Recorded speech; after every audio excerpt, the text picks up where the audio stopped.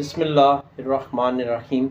सैयदना करीम सल्लल्लाहु अलैहि वालिहि वसल्लम। मैं हूँ होम्योपैथिक डॉक्टर ज़फ़र हमीद मलिक। मुझसे बहुत से लोग एक ही सवाल करते हैं कि रिज़्क़ बढ़ाने के लिए कोई वजीफ़ा बता दें जो आपका आज़मूदा हो। इस सिलसिले में मैं ख़ुद जो चीज़ें अप्लाई अपने ऊपर करता हूँ वही आपको बताता हूँ।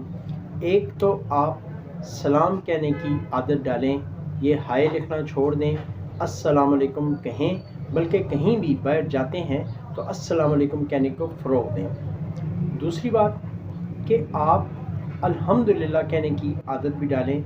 जब सुबह उठते हैं तो सबसे पहले जो लफ्ज़ आपका निकलना चाहिए वो गुड मॉर्निंग की जगह पर अल्हम्दुलिल्लाह कहना चाहिए, क्योंकि आपके साथ साथ बहुत से ऐसे लोग हैं जो आज सुबह नहीं उठे, रात को सोए थे लेकिन आज सुबह नहीं उठे, उनकी ज़िंदगी इतनी थी।